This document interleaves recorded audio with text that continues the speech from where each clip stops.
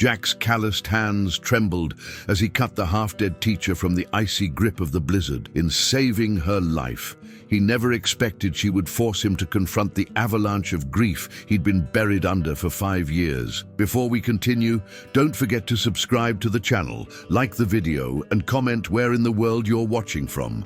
Let's go. The wind howled like a wounded beast, driving needles of ice against Jack Blackwood's weathered face. He pulled his fur-lined collar higher, squinting through the wall of white that had swallowed the world around him. Another Montana blizzard, the third this month, each one more vicious than the last. The sky had darkened hours ago, but Jack knew these mountains better than he knew himself. Even in this whiteout, his body remembered the way home. "Come on, girl," he murmured to the mare beneath him, patting her frost-flecked neck. "Just a few more miles." The horse snorted, steam billowing from her nostrils as she trudged forward, hooves crunching through the snow crust. Jack had only ventured down to Pinewood Valley for supplies, coffee, ammunition, the essentials that kept a man alive through the bitter months. But the storm had rolled in faster than anyone predicted. The town's usually chatty shopkeepers had grown silent, watching the sky turn the color of a bruise. Even old Pete at the general store, who'd lived in these parts for 60 years, had looked worried. "Might want to consider staying in town tonight, Jack," he'd said, voice gruff with concern. "This one feels mean." But Jack had merely grunted, loaded his supplies, and headed out. 15 years in these mountains had taught him that isolation was safer than kindness. People asked questions he didn't want to answer, offered sympathies he couldn't bear to hear. Better the honest brutality of winter than the hollow comfort of strangers. The wind shifted suddenly, and Jack's head snapped up. Something carried on that gust, not the usual moan of air through pine, but higher, desperate. He reined in his horse, listening. There it was again, a human cry, faint but unmistakable. "Damn it," he muttered. Probably some fool tourist who thought winter in Montana was a postcard, not a predator. He hesitated, his cabin less than an hour away. He could pretend he hadn't heard, continue on, let nature take its course, as it had done for millennia before humans thought they could tame it. The cry came again. Weaker this time. Jack cursed under his breath, turning his horse toward the sound. "Just a quick look," he told himself, nothing more. He followed the fading voice down into a shallow ravine where the wind had carved deep drifts against the pine. At first, he saw nothing but pristine white. Then his eyes caught it, a dark shape half buried in snow beside what looked like an overturned sleigh. The town's livery stable rented them to visitors who thought a mountain excursion would be romantic. Jack dismounted, his boots sinking knee-deep as he trudged toward the shape. It was a woman, her body curled inward against the cold, a blue coat now frosted white. Dark hair spilled across the snow, and a leather satchel lay nearby, its contents, books, papers, scattered and already disappearing beneath fresh powder. "Hey!" he called, crouching beside her. "Can you hear me?" Her eyes fluttered open briefly, revealing irises the color of amber in sunlight. Her lips, tinged blue with cold, moved silently before she slipped back into unconsciousness. Jack pressed 2 fingers against her neck, feeling a pulse, thready but present. "Damn fool woman," he growled, though there was no heat in it. "What were you thinking, coming out here alone?" He gathered her into his arms, surprised at how light she felt, despite the sodden weight of her clothes. Up close, he could see she wasn't dressed for the mountains. Her coat was wool, not fur. Her boots fashionable leather, not insulated. City folk, thinking style mattered more than survival. A gust of wind nearly knocked him backward, and Jack knew they had minutes, not hours. He hoisted her onto his horse, then swung up behind her, cradling her limp body against his chest. The satchel, he grabbed that too, though he couldn't say why. Perhaps because it seemed important, the way her frozen fingers had been clutching it. "Hold on," he murmured into her hair, though she couldn't hear him. "Just hold on." By the time Jack's cabin came into view, the storm had reached full fury. The small structure, built of logs he'd hewn himself, stood defiant against the wilderness, a single window glowing amber from the banked fire he'd left that morning. He'd never been so grateful to see those rough-hewn walls. He carried the woman inside, kicking the door shut behind him. The cabin was simple, one main room with a stone fireplace, A rough wooden table with 2 chairs, shelves lined with books and supplies, a small kitchen area, and a curtained-off section that held his bed. It wasn't much, but it kept the cold at bay. Jack laid her on the bearskin rug before the fireplace, quickly building up the fire until flames leaped high, casting dancing shadows across the walls. The woman didn't stir. Her skin was pale as moonlight, her breathing shallow. Hypothermia. He'd seen it before and knew what needed to be done, though the thought made him uncomfortable. "Sorry about this," he said gruffly, beginning to remove her wet clothes. He worked efficiently, without lingering, peeling away layers of sodden wool and cotton until she lay in just her undergarments. He wrapped her in his thickest blanket, tucked his own pillow beneath her head, and placed her icy hands near, but not too near, the fire. While she slept, Jack examined the contents of her satchel, looking for identification. He found a small wallet with a driver's license. Catherine Elizabeth Bennett, 28, from Seattle. There were lesson plans, neatly written, a book of poetry by Robert Frost, and a letter on Pinewood Valley School District letterhead welcoming Miss Bennett as their new high school English teacher. So that explained it. The new teacher Pete had mentioned last month. Jack vaguely recalled hearing the old school teacher had retired, and they'd hired someone from the city to replace him. The town had been excited, he remembered. Though he hadn't paid much attention, town business wasn't his concern. He put her things aside, checking on her again. Some color had returned to her cheeks, and her breathing seemed stronger. Good. With luck, she'd recover without complications, and he could take her back to town when the storm cleared. Jack settled into his chair by the fire, watching the woman, Catherine, as she slept. It had been nearly 5 years since he'd had a guest in this cabin. 5 years since he'd spoken more than a few gruff words to anyone. And now this city woman, this teacher of poetry, lay wrapped in his blanket before his fire. He poured himself a measure of whiskey, sipping it slowly as the storm raged outside. Tomorrow, he decided, he'd take her back to town, to people who could care for her properly. He had no business getting involved in her life, or anyone else's. The mountains had taught him that much at least. A man was better off alone, especially a man with ghosts. Tomorrow, she'd be gone, and his quiet life would return. Jack ignored the strange, hollow feeling that thought left in his chest. It was just the storm, he told himself, just the lonely howl of the wind that made a man think too much about the past and all he'd lost. Outside, the blizzard wrapped the cabin in white, erasing all signs that they had ever passed this way. Catherine woke to the crackling of flames and the scent of pine. For a moment, she floated in that hazy space between dreaming and waking, her mind struggling to piece together where she was. Not her rented room in Pinewood Valley with its floral wallpaper and creaking floorboards. Not her old apartment in Seattle with its view of distant mountains that had called to her, promising adventure and purpose. She opened her eyes to rough-hewn logs overhead, firelight dancing across them. Her body felt leaden, limbs stiff and tender, as though she'd been beaten. Memory returned in flashes, the sleigh ride into the mountains, wanting to see the landscape that had inspired so many of her favorite poems, the sudden darkening of the sky,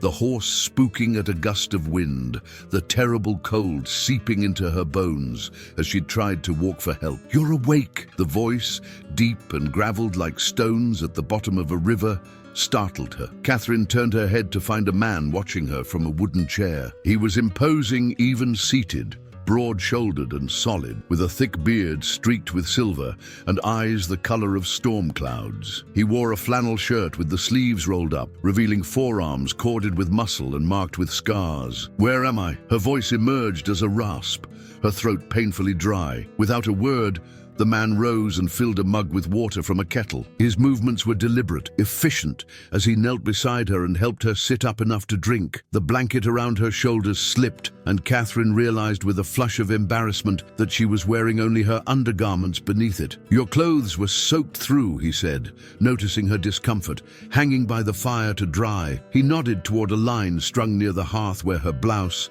skirt, and coat dripped quietly. "Thank you," she managed after drinking. "For helping me," he grunted in acknowledgement, returning to his chair. "Foolish.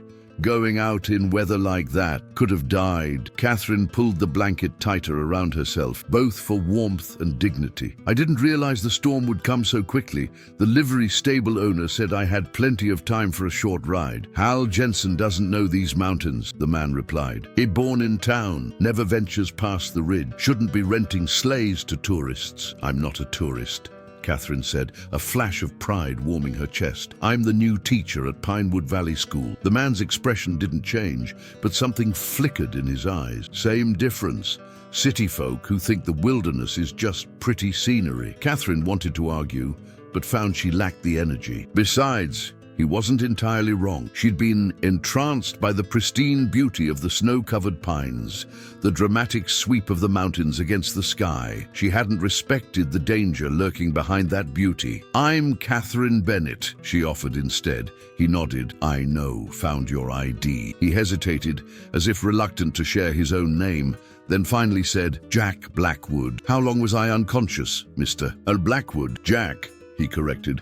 Few hours. Storm's still going. You're stuck here till morning, at least. Catherine nodded, trying to hide her unease. Stranded in a remote cabin with a stranger. It was like the beginning of one of the Gothic novels she taught her senior literature class. Except this man had saved her life, not endangered it. Are you hungry? He asked abruptly. As if in answer, her stomach growled audibly. Catherine smiled sheepishly. Apparently so. Jack moved to the small kitchen area where he ladled thick stew from a pot that hung near the fire into a wooden bowl. He brought it to her with a spoon and a chunk of dark bread. It's venison, he said. Shot it last week. Catherine accepted the bowl gratefully. The stew was surprisingly good, rich and flavorful with chunks of meat and root vegetables. She ate slowly at first, then with increasing hunger as her body remembered it needed nourishment. This is delicious, she said between bites. Did you make it yourself? He nodded, seemingly uncomfortable with the praise. Not much choice up here. Learn to cook or eat raw. As Catherine ate, she studied her surroundings more carefully. The cabin was rustic, but not primitive. Bookshelves lined one wall, packed with volumes whose spines showed the wear of frequent reading. A violin case leaned in one corner, unexpected in this rugged setting. Through the single window, she could see nothing but swirling white, occasionally illuminated by the cool blue flash of lightning. How far are we from town? She asked. About 7 miles as the crow flies, longer by trail. And you live here alone, all year round? Jack's expression closed like a shutter. Yes, I didn't mean to pry, Catherine said quickly. It seems very isolated. That's the point. His tone made it clear the subject was closed. They lapsed into silence, broken only by the crackling of the fire and the howling of the wind. Catherine finished her stew, feeling strength return to her limbs. She tried to stand, wanting to check on her clothes, but dizziness washed over her and she swayed dangerously. Jack was at her side in an instant, his hand steady under her elbow. Easy, he murmured. Hypothermia takes more out of you than you realize. His touch was gentle, despite his calloused hands, and Catherine found herself leaning into his solid presence. He helped her back down onto the bearskin rug, then checked her clothes, which were still damp. You should rest, he said. I'll take the chair tonight. I can't take your bed, Catherine protested. You're not. I'm offering the chair. I've slept in worse places. She wanted to argue further, but exhaustion was pulling at her, making her eyelids heavy. Thank you, Jack, she murmured as she settled back onto the rug. For everything. He didn't respond, but she felt him tuck the blanket more securely around her before moving away. Just before sleep claimed her again, Catherine saw him pick up a book from the shelf. Poetry, she realized with surprise. Robert Frost, the same collection she carried in her satchel. When Catherine next woke, pale morning light filtered through the cabin's single window. The storm had passed, leaving an eerie silence in its wake. She lay still for a moment, listening to the quiet pop of the fire and the soft sound of breathing. Jack sat in his chair, head tilted back, eyes closed in sleep. In repose, his face looked different, younger somehow. The hard lines softened, though no less handsome. Handsome. The thought surprised her, but it was true, she realized. Beneath the wild beard and the weathered skin was a striking face, strong-featured and compelling. As if sensing her scrutiny, Jack's eyes opened, instantly alert. Their gazes met across the small space, and for a moment, Something electric passed between them, recognition, perhaps, or understanding. Then he blinked, and the moment vanished like smoke. "Morning," he said, rising stiffly from the chair.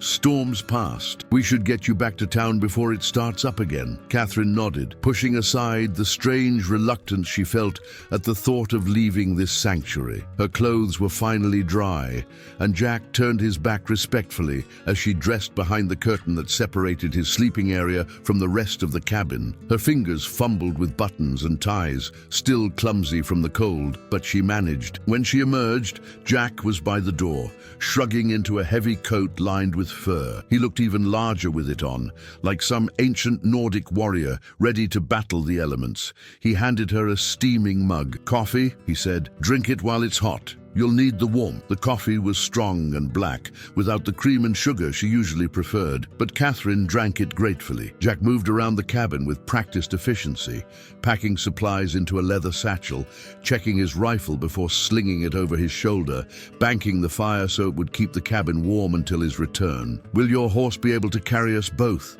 she asked, thinking of the deep snow outside. "Storm's dumped at least 3 feet. Jack replied. "We'd never make it, but I've got snowshoes, and there's a trapper's cabin about halfway to town. We can rest there if needed." Catherine tried to hide her dismay. Walking 7 miles through deep snow, even with snowshoes, seemed an impossible task in her weakened state. Jack must have read her expression. "You've got 2 choices," he said bluntly. "Wait here alone for a week or more until the snow compacts enough for a horse, or walk out with me today. Town will be worried about their new teacher." She straightened her spine. "I'll walk, of course." A ghost of a smile touched his lips. "Thought so." He reached for something on a hook by the door, a fur-lined parka, much smaller than his own. "This should fit you better than that city coat." Catherine took it hesitantly. "Whose is this?" His face shuttered again. "Doesn't matter. Take it or freeze." The coat was clearly a woman's, made for someone slighter than Jack but taller than Catherine.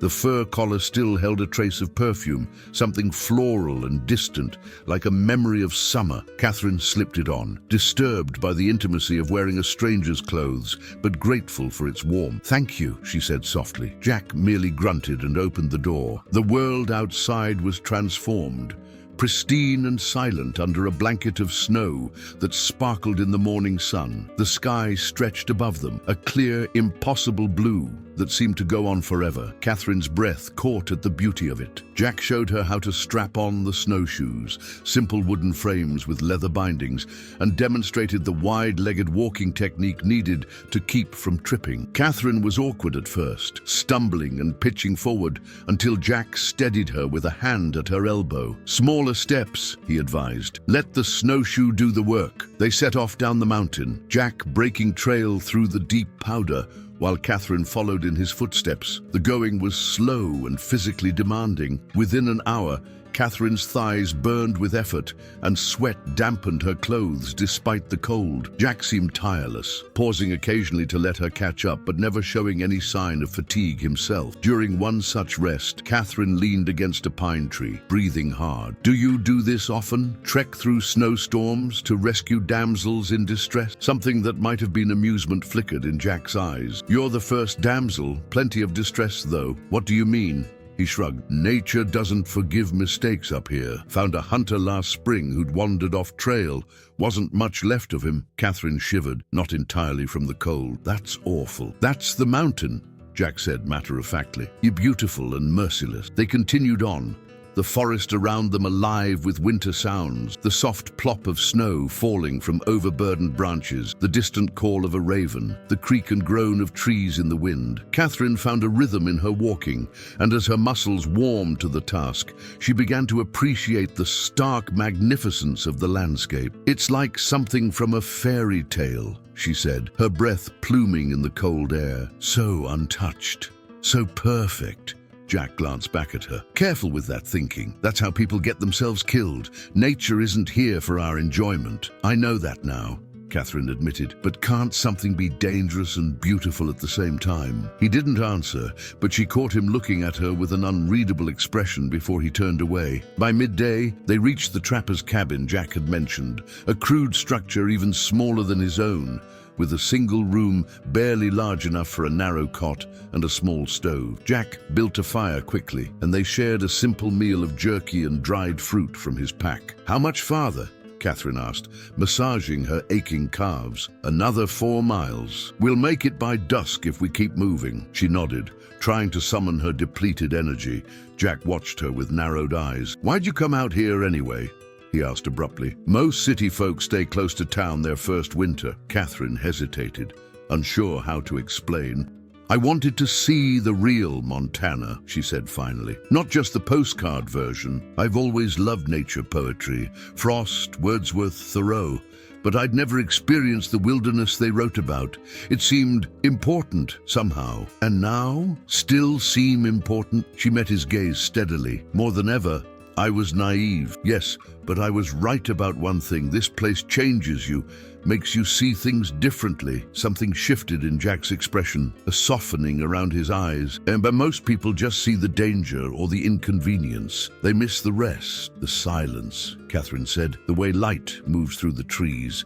The feeling that you're glimpsing something ancient and true. For the first time, Jack looked at her with something approaching respect. They finished their meal in companionable silence, and when they set out again, Catherine noticed he checked his pace more carefully to match hers. The afternoon brought thinner snow as they descended toward the valley, making their progress easier. Jack began pointing out subtle signs of wildlife, a fox's track crossing their path, the remnants of a pine marten's meal, the distinctive marks where a moose had browsed on willow branches. "You know so much about this place," Catherine observed. "How long have you lived here?" 15 years on the mountain. Grew up in Montana, though. My father was a forest ranger over in Glacier. It was the first personal information he'd volunteered, and Catherine welcomed it like a gift. "And you chose to live alone, away from everything." His jaw tightened. "Wasn't always alone." The words hung between them, heavy with implication. Catherine wanted to ask more, but sensed the door closing again. Instead, she said,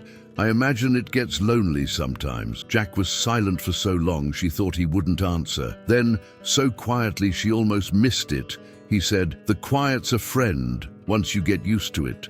People are the ones who disappoint you." Before Catherine could respond, Jack stopped suddenly, raising a hand for silence. He tilted his head, listening to something she couldn't hear. His body tensed, alert as a predator's. "What is it?" she whispered. "Wolves," he murmured. "Not too close, but they're tracking something. We should move faster." Fear skittered down Catherine's spine, but she nodded, forcing her tired legs to pick up the pace. As they hurried through the deepening afternoon shadows, she found herself drawing closer to Jack, instinctively seeking the protection of his solid presence. If he noticed, he gave no sign, but he kept his rifle ready as they pushed on toward town. The light was fading from the sky when they finally crested the last ridge and saw Pinewood Valley below. The town looked like a child's playset from this distance. Tiny buildings with yellow squares of light, smoke rising in straight columns from chimneys, all nestled in a perfect bowl of white surrounded by dark pines. Catherine felt a surprising pang of disappointment. Their journey was ending. "We made good time," Jack said, checking the position of the sun. "Another hour and we'll be there." The descent was easier physically, but required more concentration. As the terrain steepened, Jack stayed close beside Catherine now, ready to catch her if she slipped. Once, when her snowshoe caught on a hidden branch, his arm shot out to steady her, strong fingers gripping her elbow. The contact lasted only seconds, but Catherine felt it like a brand through her layers of clothing. "Sorry," she murmured, embarrassed by her clumsiness. "You're doing fine," Jack replied, his voice gruff but not unkind. "Most city folk would have complained the whole way." Catherine smiled despite her exhaustion. "Ooh, was that almost a compliment, Mr. Blackwood?" The corner of his mouth twitched. "Don't let it go to your head." As they continued downward, the trees thinned, revealing more of the valley and the road that connected it to the outside world. Now just a white ribbon winding through the landscape. Catherine could make out movement in town now, people going about their evening business, unaware of the drama that had unfolded on the mountain above them. "What will you tell them?" Jack asked suddenly. "About what happened? The truth, I suppose, that I was foolish, got caught in the storm, and would have died if you hadn't found me." Jack shook his head. "Better not mention me. Just say you found the trapper's cabin and waited out the storm there." Catherine frowned. Why would I lie? I prefer to be left alone. Don't need people coming up to the cabin, asking questions, offering thanks. But you saved my life. They should know that. Jack's expression hardened. I didn't do it for recognition. Then why did you do it? The question slipped out before Catherine could stop it. Jack was silent for several long strides. When he finally spoke, his voice was low. Because 15 years ago, someone did the same for me. You don't leave people to die in the snow if you can help it. That's all. They walked in silence after that, each lost in private thoughts. As they neared the edge of town, lights from the closest houses spilled onto the snow, creating pools of gold in the gathering darkness. Catherine could see people moving about inside, families sitting down to dinner, children playing, normal life, untouched by the wildness and danger of the mountains. Jack stopped at the tree line, clearly reluctant to go further. You can make it from here, he said. Roads just ahead. Catherine turned to him, suddenly unwilling to say goodbye. Will you at least come into town for a hot meal?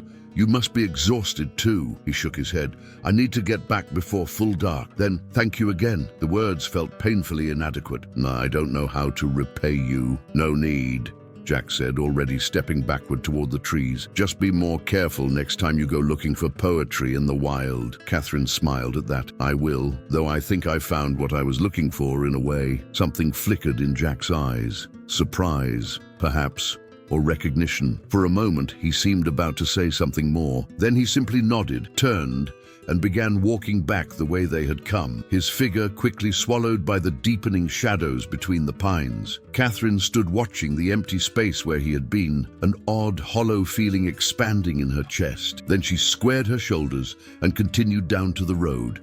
She had only gone a few yards when a shout went up from town.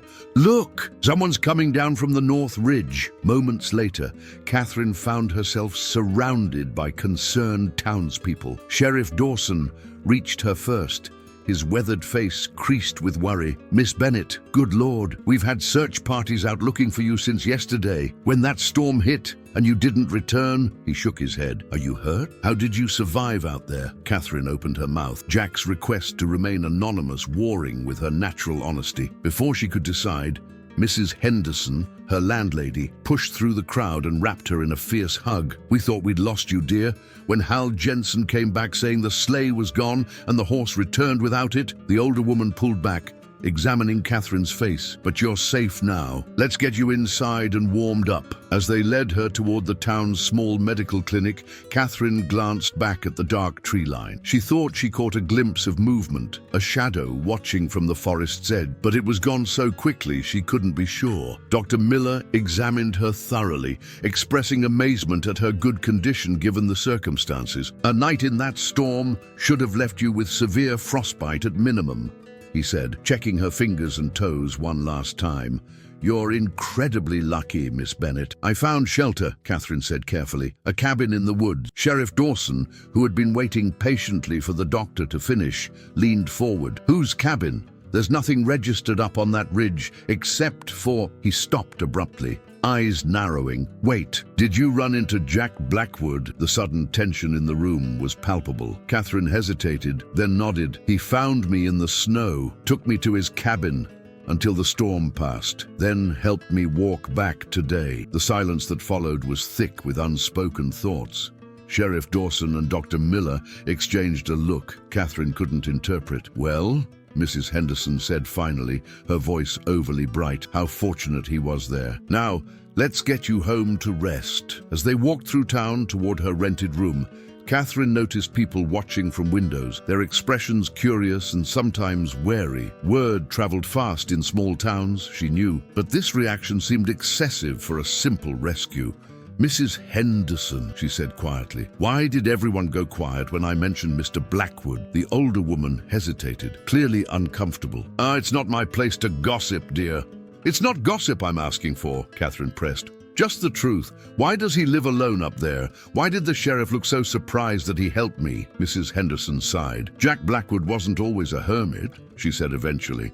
He was a respected man in these parts, a wildlife biologist with the Forest Service. Brilliant by all accounts. He and his wife Sarah moved here about 15 years ago. She was a teacher too, actually. They built that cabin together, had plans to start a family. Catherine felt a chill that had nothing to do with the cold. What happened to her? Avalanche, Mrs. Henderson said softly. 5 years ago, Jack was leading a research expedition further up the mountain. Sarah went along. She loved the outdoors as much as he did. The snow gave way without warning. Jack managed to dig out 2 of his assistants, but Sarah, she shook her head. They never found her body. Catherine's heart constricted painfully. That's terrible. After that, he quit his job, cut off contact with everyone. Some folks say he lost his mind with grief, spends his days searching for her still. Others say, Mrs. Henderson lowered her voice. Others say he had something to do with it, that they'd been fighting, that maybe it wasn't an accident. That's ridiculous, Catherine said sharply, surprising them both with her vehemence.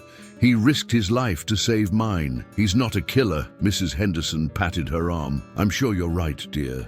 Grief makes people say cruel things, but you understand now why people were surprised. Jack Blackwood hasn't helped anyone or spoken more than 2 words to a soul in this town for 5 years. They reached the boarding house, and Catherine was grateful for the warmth inside and the prospect of a real bed. But as she lay awake that night, staring at the ceiling, her thoughts kept returning to the mountain man with the storm-gray eyes and the cabin full of books. Catherine returned to teaching 3 days later, despite Dr. Miller's recommendation that she rest for at least a week. The small high school welcomed her back with handmade cards and concerned questions, which she answered with abbreviated versions of the truth. Yes, she had been caught in the storm. Yes, she had found shelter. No, she wouldn't be going on any more solo excursions into the mountains. She didn't mention Jack Blackwood again. Not after seeing how the mere mention of his name caused conversations to halt and expressions to shudder. The rumors Mrs. Henderson had shared haunted her, not because she believed them, but because she couldn't reconcile them with the man who had saved her life. The Jack she had met was gruff and solitary, certainly, but also thoughtful and surprisingly gentle. A man who read poetry by firelight and knew the language of the wilderness like others knew their mother tongue. As January deepened into February, Catherine threw herself into her teaching, introducing her students to Shakespearean sonnets and Hemingway's stark prose. She joined the town's small book club and attended community potlucks at the church, gradually becoming part of Pinewood Valley's tight-knit social fabric. But her thoughts often drifted to the mountain looming over the town and the man who lived in its shadow. On a crisp Saturday morning, Catherine found herself in Pete's general store, ostensibly to buy supplies, but really hoping to learn more about Jack. The old shopkeeper had a reputation as the town's unofficial historian. "Morning, Miss Bennett," Pete called from behind the counter. "What can I help you with today?" Catherine approached, trying to appear casual. "Just picking up some essentials. And please, call me Catherine." Pete nodded approvingly.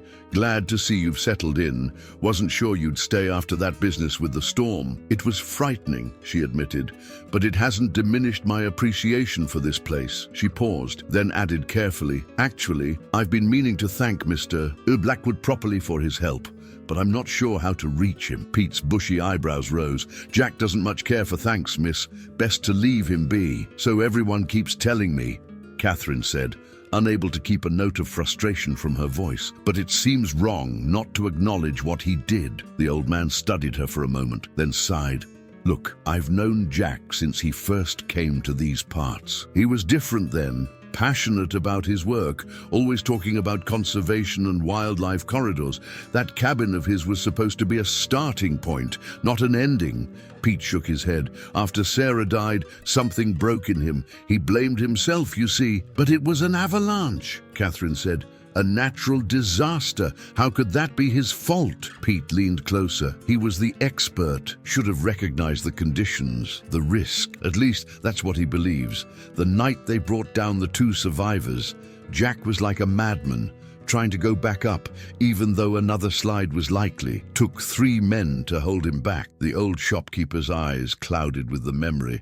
By the time it was safe to return, the snow had shifted everything. They searched for weeks. Catherine's heart ached at the image. And the rumors that he might have caused it somehow. Pete's face hardened. Vicious nonsense, spread by folks who didn't know them. Jack and Sarah were devoted to each other. Anyone with eyes could see that, he sighed. But grief does strange things to a person. The Jack who comes down from that mountain now isn't the same man who built that cabin with his wife. He seemed functioning to me, Catherine said carefully. Withdrawn, perhaps, but not broken. That's just it. He functions, but he doesn't live, just exists. Like he's waiting for something. Pete began restocking shelves, signaling the conversation was nearing its end. If you really want to thank him, there's a supply drop I make every few months. Next one's in 2 weeks. I could add a note from you, if you'd like. Catherine nodded gratefully. I'd appreciate that. As she left the store, supplies in hand, Catherine found herself looking up at the mountain again. Somewhere up there, Jack Blackwood was going about his solitary day, perhaps hunting, reading, or simply watching the wilderness around him. Did he think about her at all, or was she just another incident in his isolated existence, already forgotten? Meanwhile, Jack stood at the edge of the clearing around his cabin, tracking a set of fresh deer prints in the snow. The doe had passed through just after dawn, moving south toward better foraging. He'd let her go. His meat stores were still good, and she looked thin after the harsh, early winter. The morning air was knife-sharp in his lungs, the kind of cold that scoured a man clean from the inside out. Jack welcomed it, as he did every sensation that anchored him to the present moment. Physical discomfort was preferable to memory, to the thoughts that circled like hungry wolves in the quieter hours. But lately, those wolves had found new prey. His mind kept returning to the school teacher, Catherine, with her amber eyes and quiet strength. She had walked 7 miles through deep snow without a single complaint, had spoken about the wilderness with genuine reverence instead of fear or romanticization, and the way she'd looked at him, not with pity or suspicion, but with something like understanding. Jack shook his head sharply, as if to dislodge her image. It didn't matter. She was back in town where she belonged, and he was here, where he belonged. Their worlds had briefly intersected, nothing more. He turned back toward the cabin, pausing when he noticed a raven perched on the woodpile. The large black bird watched him with intelligent eyes, tilting its head as if in question. "Nothing for you today," Jack said gruffly. The raven made a chuckling sound deep in its throat, almost like laughter, before spreading its wings and launching into flight. Jack watched it go, a dark shape against the brilliant blue sky, until it disappeared over the ridge in the direction of town. In her small classroom, Catherine was reading aloud from Stopping by Woods on a Snowy Evening, when something outside the window caught her attention. A raven, unusually large, had landed on the sill and seemed to be watching her with unnerving focus. The coincidence, reading Frost's winter poem while being observed by a creature of the wild, sent a shiver down her spine. Miss Bennett, one of her students, Emma Wilson, had noticed her distraction. "Are you okay?" Catherine smiled reassuringly. "Yes, just admiring our visitor." She nodded toward the raven, which chose that moment to fly away. "Now, where were we?" Yes, dude, the woods are lovely, dark and deep." As she finished the poem, an idea began forming in Catherine's mind. The supply drop Pete had mentioned was 2 weeks away, but she didn't want to wait that long. Perhaps there was another way to reach Jack Blackwood. After school, Catherine visited the town library, a modest building with a surprisingly extensive collection. The librarian, Mrs. Caldwell, greeted her warmly. "I'm looking for information on local geography," Catherine explained. "Specifically, the trails leading up to the northern ridge." Mrs. Caldwell's smile faded slightly. "Planning another excursion, Miss Bennett, after what happened last time." "Nothing so adventurous," Catherine assured her. "Just research for a class project on local ecology." Though clearly skeptical, the librarian led her to a shelf of local interest books. "These might help. We have several trail guides and a few books on the area's natural history." Catherine thanked her and settled at a table with the book. For the next 2 hours, she studied maps and trail descriptions, making careful note. The path to Jack's cabin wasn't marked specifically, but she could piece together its approximate location from what she remembered of their journey down and the landmarks they had passed. It was reckless, she knew, to consider making the trip again, but something drove her forward. Curiosity. certainly, but also a deeper pull she wasn't ready to name. Jack Blackwood had saved more than her life on that mountain. He had shown her a glimpse of something authentic in a world that often felt performative and shallow. She wanted to understand him, to know the man behind the tragic story and gruff exterior. As evening fell, Catherine packed away her notes and headed back to her boarding house. She would need supplies, proper clothing this time, and a clear day, but she was determined. One way or another, she would find her way back to that cabin in the woods. The opportunity came sooner than Catherine expected. A week after her library research, Pinewood Valley School closed for 2 days due to a burst pipe in the main building. With a sudden stretch of free time and a clear weather forecast, Catherine knew this was her chance. She prepared methodically this time, packing a backpack with water, high-energy food, a first aid kit, matches, and extra layers. She borrowed proper snowshoes from Emma Wilson's father, who ran the local sporting goods store, claiming she wanted to try the beginner's trail just outside town. Most importantly, she left a sealed note with Mrs. Henderson to be opened if she didn't return by nightfall, explaining where she had gone and why. Catherine set out at dawn, wearing thermal layers beneath waterproof pants and the fur-lined parka Jack had given her. She hadn't returned it, partly because she'd had no way to, but mostly because it felt like a tenuous connection to him. The coat still carried his scent, pine and wood smoke and something uniquely male. The journey up the mountain was arduous, but not as daunting as she had feared. The snow had compacted in the weeks since the storm, making the snowshoes more effective, and the clear blue sky meant visibility was excellent. Catherine followed the marked trail for the first few miles, then veered northwest, where she remembered the path to Jack's cabin diverging. There were moments of doubt, places where the landscape looked unfamiliar, or the terrain seemed more challenging than she recalled. But Catherine pressed on, using the sun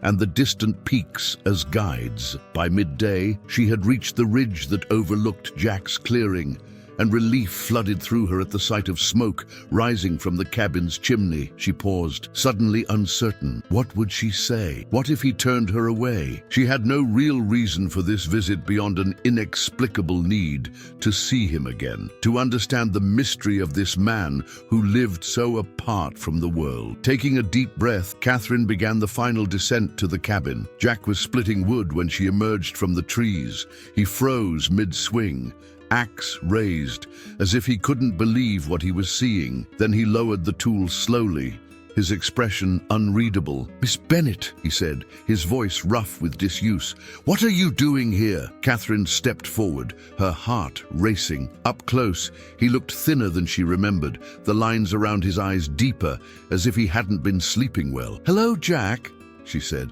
striving for a casual tone. "I came to return your coat." It was a flimsy excuse, and they both knew it. He eyed the parka she was wearing. "Wearing it to return it."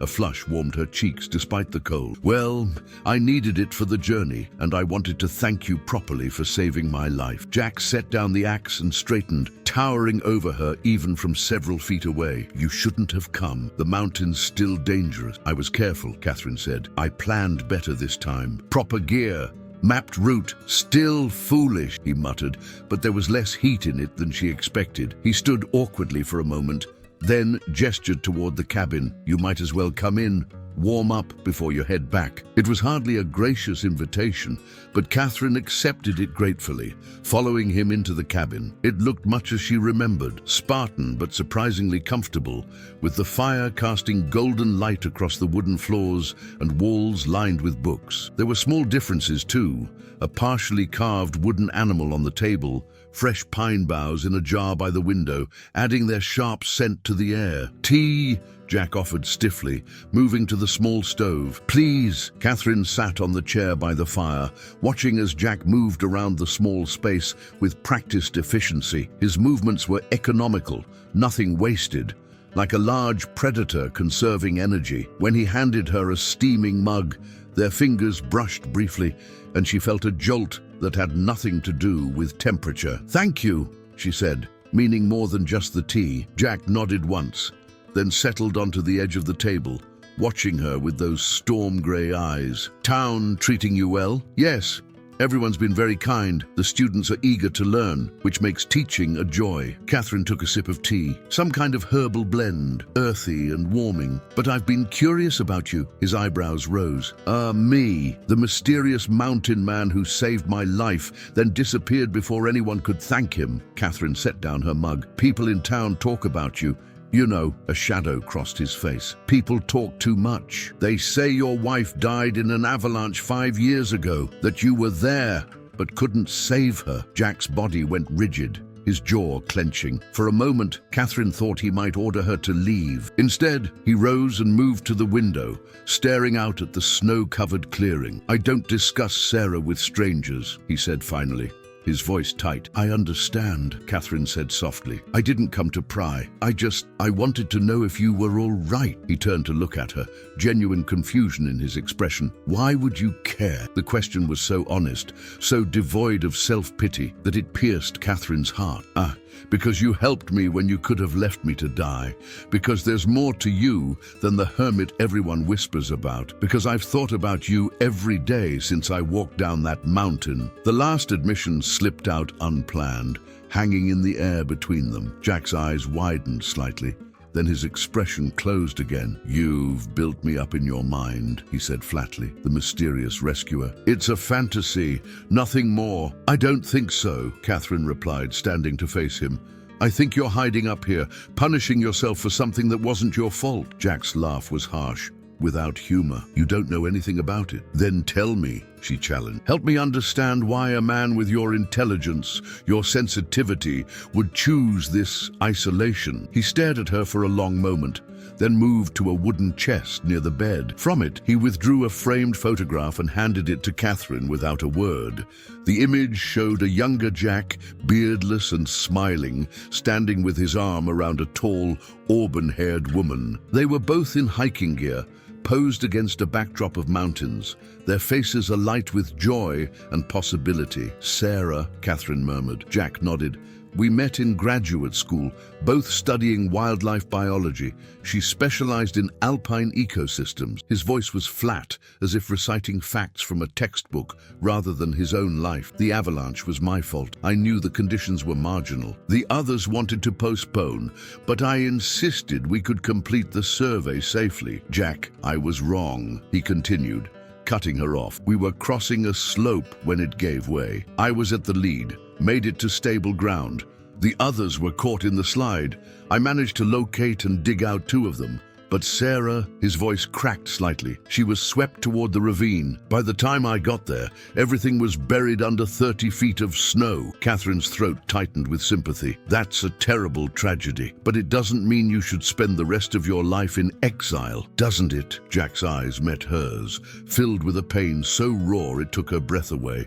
I killed her, Catherine, not with my hands, but with my arrogance. I thought I knew the mountain better than it knew itself. It was an accident, Catherine insisted. A horrible, tragic accident. Jack took the photo back, his fingers brushing the image of Sarah's face with heartbreaking tenderness. The thing is, he said quietly, I keep waiting to join her.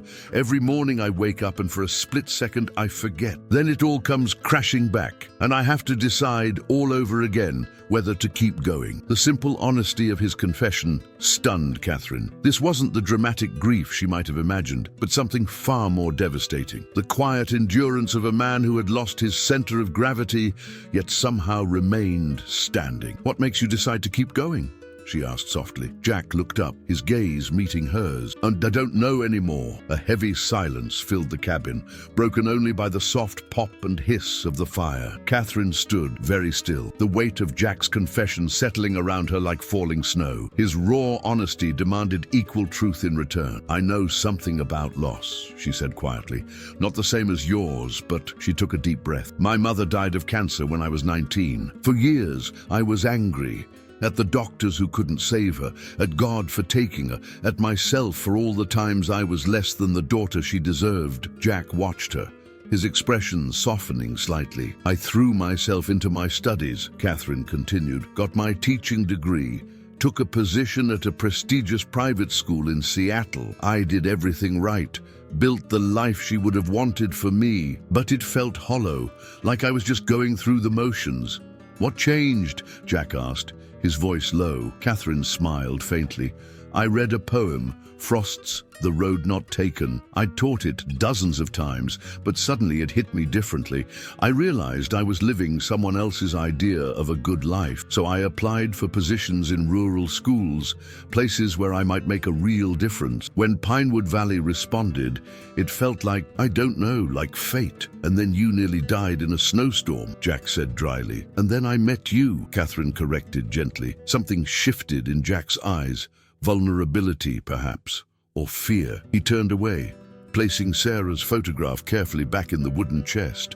When he straightened, his shoulders were rigid again, his walls rebuilding. It's getting late, he said. You should start back while there's still light. Catherine felt the dismissal like a physical push, but she stood her ground. I've upset you. I'm sorry. You haven't upset me, Jack said. But the trail down is treacherous in twilight, even in good condition. Will you show me something first? Catherine asked impulsively. Something that matters to you up here. Something beautiful. Jack hesitated, clearly torn between his desire for solitude and some deeper impulse. Finally, he nodded. Dress warm. We won't go far. They left the cabin together, Jack leading the way along a narrow trail that wound through the pines behind his clearing. Catherine followed closely, watching the confident way he moved through the forest. Here, among the trees and snow, Jack seemed more at ease, as if the wilderness accepted him in a way human society did not. After about 15 minutes of walking, they emerged onto a small promontory that jutted out from the mountainside. The view was breathtaking.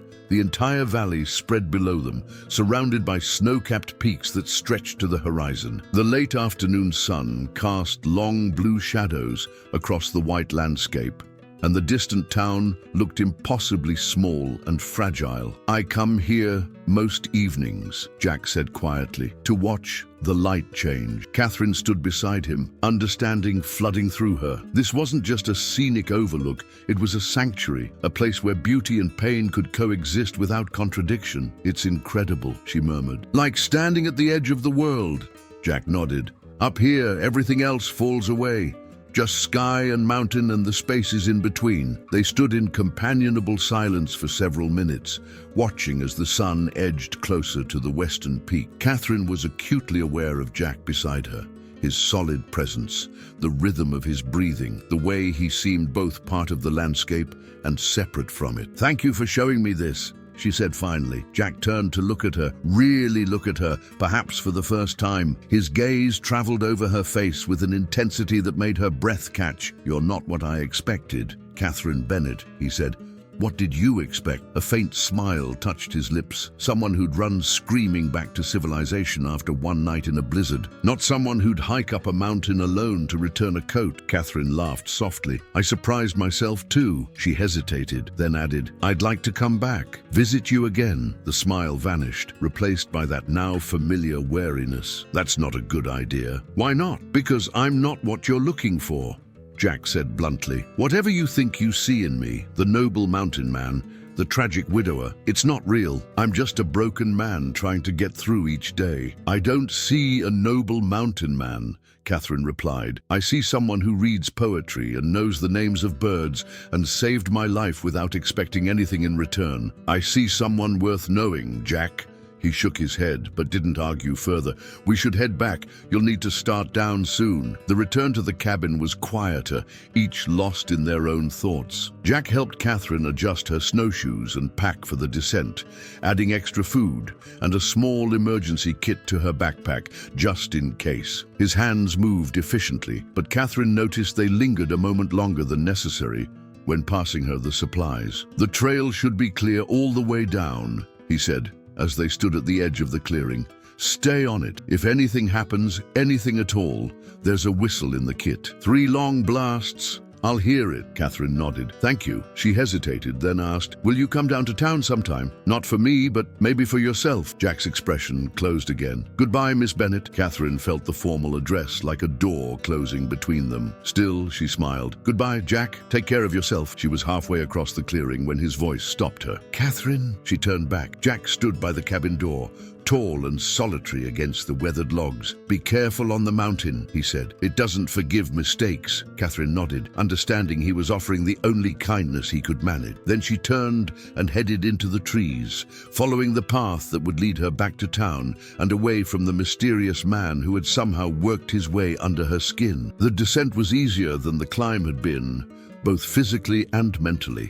Catherine moved steadily, her thoughts as clear as the winter air around her. Jack Blackwood wasn't just a recluse haunted by tragedy. He was a man fighting a daily battle against grief and guilt. His isolation wasn't merely preference, it was penance. Yet there had been moments when something else had shone through: intelligence, kindness, even humor. The way he'd shown her his special place on the mountain spoke of a soul still capable of recognizing beauty, still connected to the world despite his best efforts to withdraw from it. By the time Catherine reached the edge of town, twilight was deepening into true dark.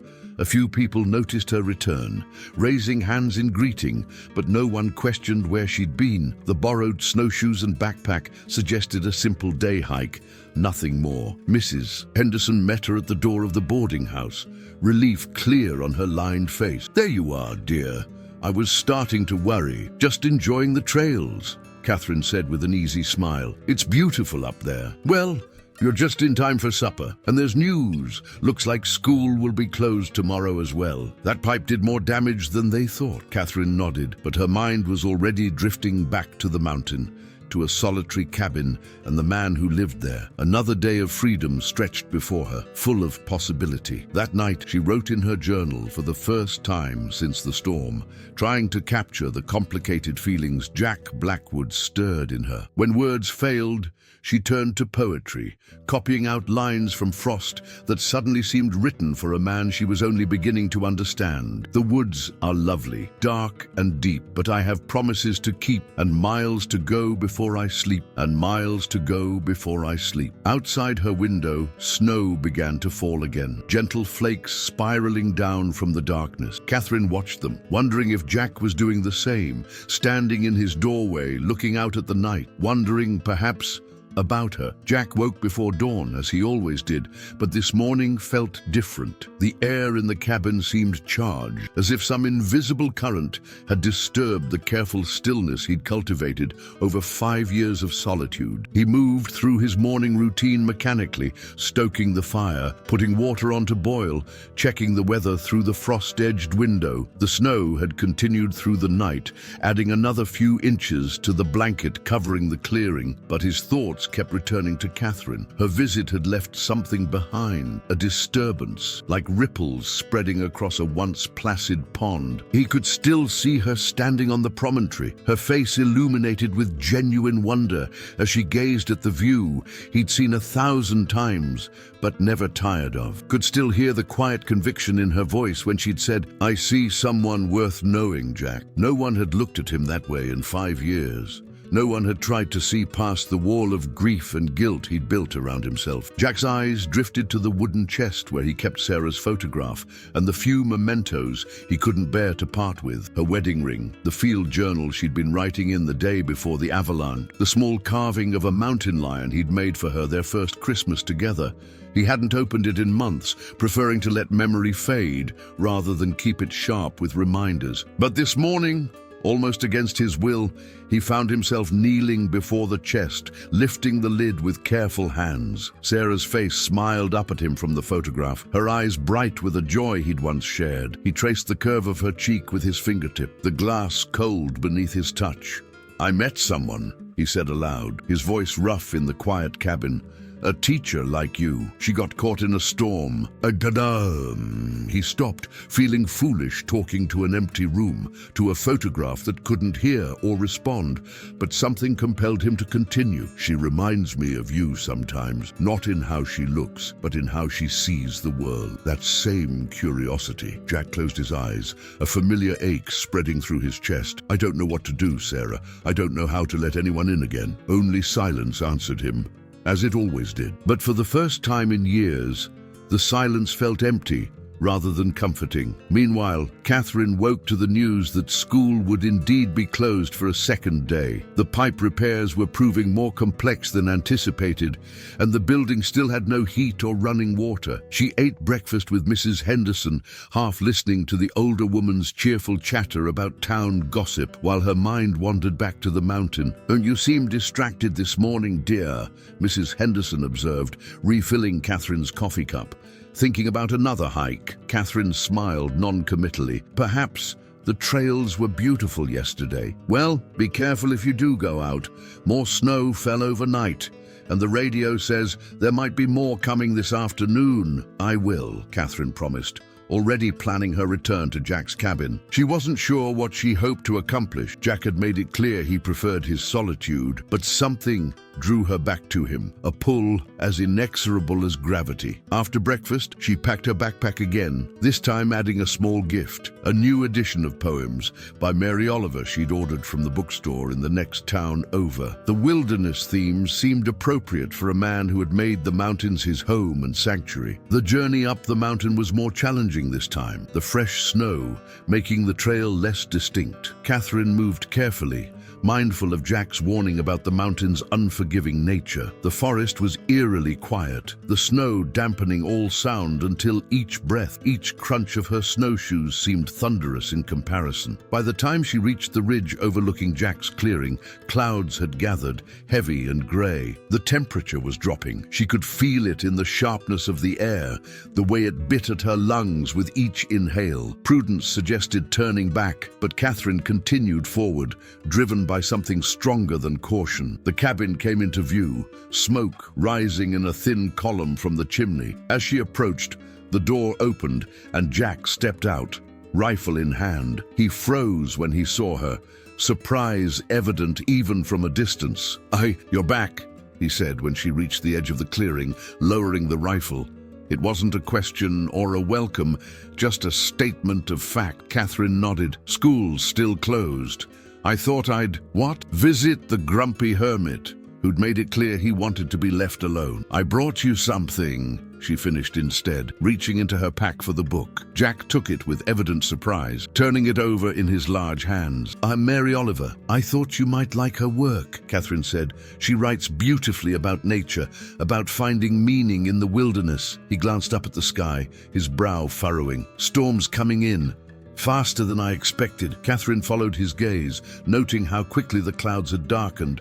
"I should head back then." "Too late for that," Jack said, shaking his head. "This one's moving fast. You'd never make it down before it hits." He hesitated, clearly uncomfortable with what he had to say next. "You'd better come inside. Wait it out." The cabin seemed smaller with both of them inside, as if it had expanded in Catherine's memory to something grander than it was. Jack moved around the space with the careful precision of a large man accustomed to small quarters, putting more wood on the fire, setting water to boil for tea. Catherine stood awkwardly near the door, unsure of her place in this private domain. Her eyes drifted to the book-lined walls, noting titles she hadn't noticed during her previous visits. Field guides to local flora and fauna, scientific journals, classic literature, poetry collections that ranged from ancient to modern. "You can sit," Jack said, nodding toward the chair by the fire. "Going to be a while before that storm passes." Catherine sat, warming her hands near the flames. "I'm sorry to impose again." Jack's mouth quirked in what might almost have been a smile. "Seems to be becoming a habit. Me getting caught in storms, or you rescuing me from them?" "Both." He handed her a mug of tea, then sat across from her on the edge of the table, his own mug cradled in his large hands. "Why did you really come back, Catherine?" The directness of the question startled her, but she matched his honesty with her own. "Because I can't stop thinking about you, about this place, about..." She gestured vaguely. "Whatever this is between us." Jack's expression tightened. "There is no this. There can't be." "Why not?" "Because I made a promise," he said, his voice low and intense. "When they finally called off the search for Sarah, when I had to accept she was gone, I promised myself I was done. Done with people. Done with caring. Done with the pain that comes when you lose someone." "That's not a promise, Jack," Catherine said gently. "That's a prison." His eyes met hers, storm grey and turbulent. "Maybe, but it's one I built myself, and I'm not looking for a way out." The wind picked up outside, whistling around the eaves of the cabin. Snow began to fall more heavily, visible through the window as a swirling white curtain that obscured the world beyond. They were cut off, isolated together in this small space, while nature raged around them. "Tell me about her," Catherine said suddenly. "About Sarah, not how she died, but how she lived, what she loved." Jack stared at her, surprise and wariness battling in his expression. For a moment, Catherine thought he would refuse, retreat back behind his walls of silence. Then, slowly, he set down his mug and reached for the wooden chest. From it, he withdrew not the photograph she'd seen before, but a leather-bound journal. She kept field notes, he said, running his thumb along the worn cover. But in the margins, she wrote poetry, her own, sometimes, or lines that moved her. He opened the journal carefully, revealing pages covered in neat handwriting, drawings of plants and animals, pressed flowers preserved between the sheets. "She sounds remarkable," Catherine said softly. Jack nodded, a gentleness in his face that transformed him. She was brilliant scientist, terrible cook, could identify 100 bird calls, but couldn't carry a tune herself. Loved thunderstorms, but was terrified of spiders. His voice caught. She loved this mountain, said it spoke to her. As the storm intensified outside, turning afternoon to premature dusk, Jack and Catherine remained by the fire, Sarah's journal open between them. Jack turned the pages with reverent care, showing Catherine sketches of alpine flowers, observations about wildlife behavior, and the poetry scribbled in margins and on dog-eared corners. She believed everything was connected, Jack said, his voice softer than Catherine had ever heard it. The plants, the animals, the weather, the mountains themselves. She used to say we were just temporary guests in a conversation that had been going on for millennia. Catherine smiled. That's beautiful. It was how she saw the world. Jack paused on a page where Sarah had drawn a detailed sketch of a wolf pack moving through deep snow. And after she died, I tried to see it that way too. Tried to tell myself she was just part of that larger conversation now. But it didn't help. His fingers traced the edge of the drawing. Nothing helped. So you came up here, Catherine said, to be closer to her. Jack nodded. At first. Then it became about punishment, isolation. I thought if I suffered enough, somehow it would balance the scale. He closed the journal carefully. Ridiculous, right? As if my pain could bring her back. Grief isn't rational, Catherine said gently. We all find ways to survive it, even if those ways don't make sense to anyone else. Jack looked at her with unexpected intensity. How did you survive yours? After your mother died, Catherine was surprised by the question. I threw myself into work, as I said, but also I wrote to her letters I never sent about my day, my thoughts, things I wished I could tell her. She smiled sadly. I still do sometimes when I need to feel close to her. Does it help? Yes, Catherine said, because it keeps her part of my life, even if she's not physically here. It's like carrying her forward with me, instead of being trapped in the moment I lost her. Jack was quiet for a long moment, considering her words. Outside, the wind howled louder, snow pattering against the windows like impatient fingers. You should eat something, he said finally, standing and moving to the small kitchen area. I have stew from yesterday. Catherine recognized the change of subject for what it was, a retreat from emotional territory that had become too raw, but she didn't press. Instead, she rose and followed him to the kitchen. Let me help, she offered. Jack glanced at her, then nodded, handing her 2 wooden bowls. Their fingers brushed in the exchange, and Catherine felt that same jolt of awareness she'd experienced before. If Jack felt it too, he gave no sign, turning to stir the pot of stew heating on the stove. They worked together in companionable silence, Jack ladling the rich stew into the bowls Catherine held steady, then cutting thick slices of homemade bread. The domesticity of the scene struck Catherine suddenly. How natural it felt to move around this small space with him, how their bodies seemed to anticipate each other's movements. As they sat to eat, Catherine asked about the carved animal she'd noticed on the table the day before. Do you make those often? Jack shrugged. Keeps my hands busy during the long winter nights. Nothing special. May I see your work? He hesitated, then rose and retrieved a small wooden box from a shelf. Inside were perhaps a dozen miniature animals carved with extraordinary detail. A fox with alert ears and a bushy tail, an owl with feathers so delicately rendered they almost seemed soft, a mountain lion poised to leap. Jack, these are beautiful, Catherine breathed, lifting the owl to examine it more closely. You're an artist. He shook his head, but she caught the flush of pleasure that colored his neck above his beard. Just a hobby. A gift, she corrected. You capture their essence perfectly. Jack took the owl from her, his fingers running over the smooth wood. Sarah used to say the same thing. She collected them every birthday, every Christmas, said someday I should sell them in town. His voice grew distant. We had plans to open a small shop eventually. Carvings, guide services for responsible wilderness tours, her botanical illustrations. That sounds wonderful, Catherine said softly. It was just talk. Jack returned the owl to the box. Dreams, nothing more. Dreams matter, Catherine insisted.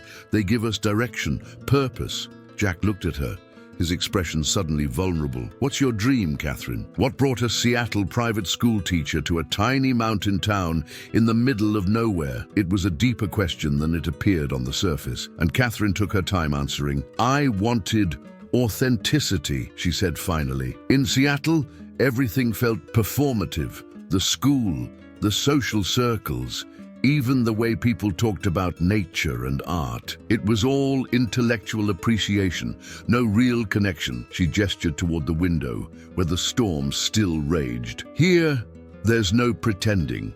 The mountains don't care about your credentials or your clever observations. They just are, and you have to meet them on their terms. Jack nodded slowly, understanding in his eyes. And have you found it? Your authenticity. I'm finding it, Catherine said. In my classroom, watching students discover ideas that change how they see the world.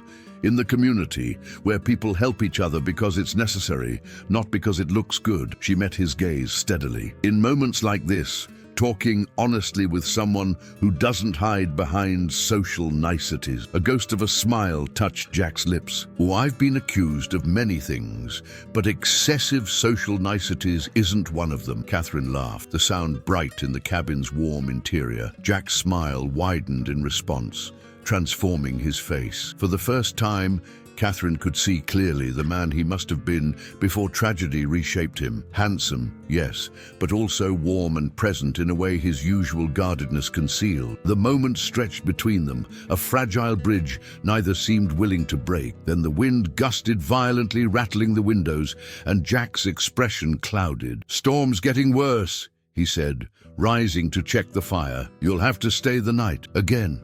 I seem to make a habit of imposing on your hospitality during blizzards, Catherine said lightly. Jack glanced at her, his expression unreadable. It's different this time. How so? You knew the risk when you came up. Chose it anyway. Catherine nodded. Yes, I did. The simple admission hung in the air between them, laden with meaning neither was ready to articulate. Jack busied himself with practical matters, adding wood to the fire, checking that the chimney wasn't becoming blocked with snow, preparing the sleeping arrangements. You take the bed, he said. I'll use the chair again. Don't be ridiculous, Catherine replied. That chair barely accommodated you last time, and you need proper rest too. The bed looks wide enough to share, and we're both adults. Jack stared at her, something like panic flashing in his eyes. That's not appropriate. We'll stay fully clothed, with blankets between us if it makes you more comfortable, Catherine said practically. But I won't be responsible for you getting a stiff neck and back because of some outdated notion of propriety. Jack looked as if he wanted to argue further, but the logic of her suggestion was undeniable. Finally, he nodded stiffly. If you're sure. I am. As the evening deepened into night, they prepared for bed with careful courtesy, each hyper-aware of the other's presence in the small cabin. Jack added extra logs to the fire to keep the temperature comfortable through the night, while Catherine arranged the blankets on the bed, creating a soft barrier down the center. The awkwardness might have been comical under different circumstances. Two adults tiptoeing around each other like shy teenagers, but underneath ran a current of something more serious, something that felt dangerously like possibility. Catherine Catherine lay awake in the darkness, acutely aware of Jack's presence on the other side of the blanket barrier. Though they weren't touching, she could feel the warmth radiating from his body, hear the deep rhythm of his breathing. The wind continued to howl outside, occasionally gusting so strongly that the entire cabin seemed to shudder in response. "Are you awake?" Jack's voice came softly through the darkness. "Yes," Catherine replied. "Ugh, the storm is quite something. It'll pass by morning." A pause, then, "Are you comfortable enough?" Catherine smiled into the darkness. "I'm fine. Better than freezing in a snowdrift." She heard a soft huff that might have been laughter. Low bar. Silence fell between them again, but it was a different quality of silence now. Expectant rather than awkward. Catherine stared up at the ceiling, watching the shadowy dance of firelight across the rough-hewn log. "Can I ask you something?" she said finally. "Seems like you just did." There was a definite note of humor in his voice this time. "Why did you really rescue me that day? You could have kept riding. No one would have known." The mattress shifted slightly as Jack turned toward her, though the blanket barrier remained between them. "I would have known. Is that enough? To live with yourself? Sometimes it's all we have." He was quiet for a moment. "When I found you in the snow, you reminded me of something Sarah used to say, that we're all just temporary caretakers of each other." Catherine turned on her side, facing toward him, though she could barely make out his silhouette in the dimness. "I like that." "So do I," Jack admitted softly. "I just forgot it for a while." The confession hung in the air between them, simple but profound. Catherine reached across the blanket barrier, finding his hand in the darkness. His fingers tensed briefly at her touch, then slowly relaxed, turning to intertwine with hers. They fell asleep that way, connected by that small, vital point of contact, while the storm raged and ebbed around the small cabin. Catherine woke to pale morning light filtering through the window and the realization that the blanket barrier had been disturbed during the night. She and Jack had gravitated toward each other in sleep, her head now resting against his shoulder, his arm curved protectively around her. For a moment, she lay perfectly still, savoring the simple human comfort of the embrace. Jack's breathing changed subtly, telling her he was awake too, aware of their position. Neither moved immediately, suspended in a fragile moment of shared warmth. "Morning," he said finally, his voice rough with sleep. "Morning," Catherine replied softly. Slowly, with a reluctance that seemed mutual, they disentangled themselves and rose to face the day. Outside, the world was transformed. At least 3 feet of fresh snow blanketed everything, pristine and dazzling in the clear morning light. "It's beautiful," Catherine said, gazing out the window as Jack built up the fire. "Dangerous too," he replied, but without his usual grimness. "We'll need to wait for it to settle a bit before heading down." Catherine turned to him, surprised.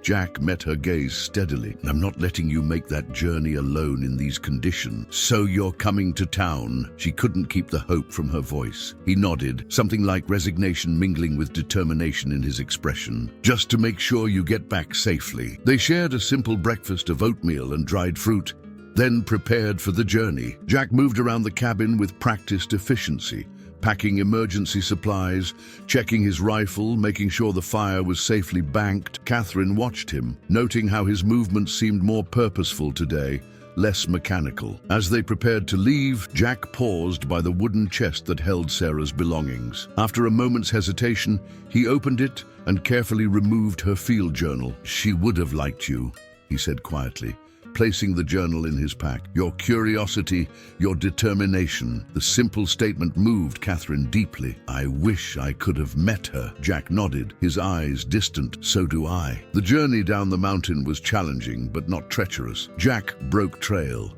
creating a path through the deep snow that Catherine could follow more easily. They moved slowly but steadily, Jack occasionally pointing out signs of wildlife or interesting features of the landscape. It was, Catherine realized, the first time he'd shared his deep knowledge of the mountain without being prompted by her question. As they neared the edge of town, Jack grew quieter, his shoulders tensing visibly. Catherine understood his apprehension. After 5 years of isolation, stepping back into the community that associated him with tragedy would not be easy. "You don't have to do this," she said gently. "I can make it from here." Jack looked at her, then at the town spread below them.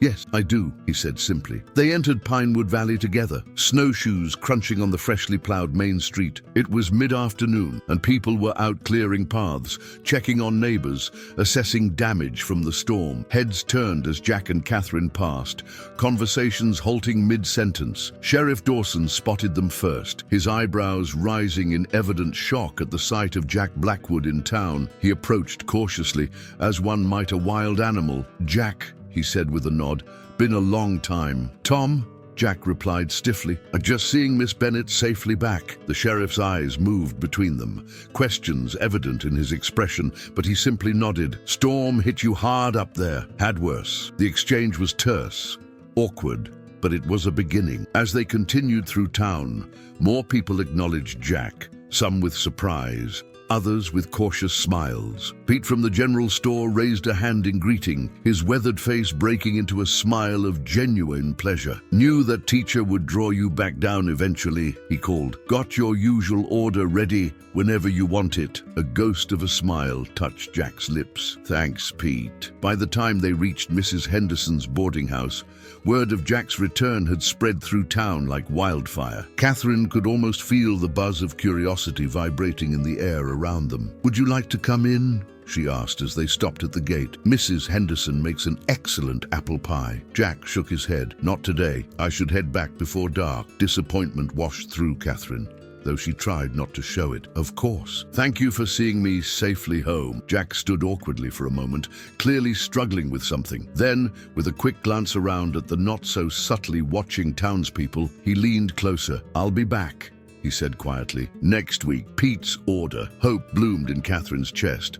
"I'll look forward to it." He nodded once, then turned to leave. Catherine watched him go, his tall figure moving steadily back toward the mountain that had been both his refuge and his prison. 3 days later, school reopened, and Catherine threw herself back into teaching with renewed energy. Her students noticed the change in her, commenting on her brighter smile and more animated lessons. She introduced them to Mary Oliver's poetry, guiding them through explorations of wilderness and belonging that resonated in new ways for her now. True to his word, Jack returned to town the following week. Catherine spotted him outside Pete's store, loading supplies onto a small sled. She approached carefully, aware of the curious eyes tracking their interaction. "Hello, Jack," she said. He straightened, his eyes warming at the sight of her. "Catherine, how's the mountain?" "Still there," he replied, the corner of his mouth quirking upward. "How's the teaching?" "Still teaching," she smiled. "Would you like to have coffee? The diner makes a decent cup." Jack hesitated, glancing around at the busy street. Then, with a decisive nod, he secured the last of his supplies. "Lead the way." They sat in the far corner booth of Maggie's diner, the other patrons making poor attempts to hide their interest in the mountain hermit and the new teacher. Jack was clearly uncomfortable with the attention, but made no move to leave. "Brought you something," he said. Reaching into his coat pocket, he withdrew a small wooden carving, a raven in flight. Wings spread wide, every feather intricately detailed. "Reminded me of you. Smart. Resilient. Doesn't know when to mind its own business." Catherine laughed, taking the carving with genuine delight. "It's beautiful, Jack. Thank you." He watched her examine the carving, a certain lightness in his expression that hadn't been there before. "I've been thinking about what you said, about carrying people forward instead of being trapped in the moment you lost them." Catherine met his gaze, sensing the importance of this moment. "Uden, and maybe it's time I tried that approach."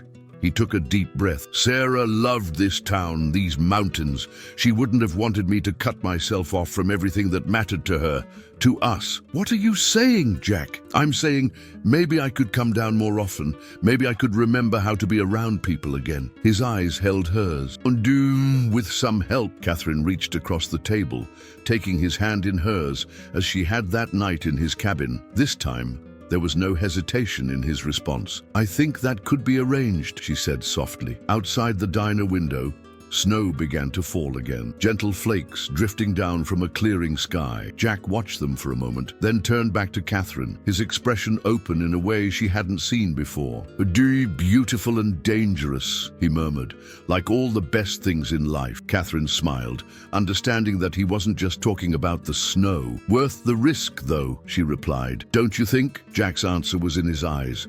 in the way his hand tightened around hers, in the subtle shift of his body toward hers across the table. The mountain would always be part of him, as Sarah would always be part of him. But here, in this moment, something new was beginning, something neither of them had been looking for but both had somehow found. Outside, the snow continued to fall, covering Pinewood Valley in a fresh blanket of white, transforming the familiar into something new and full of possibility.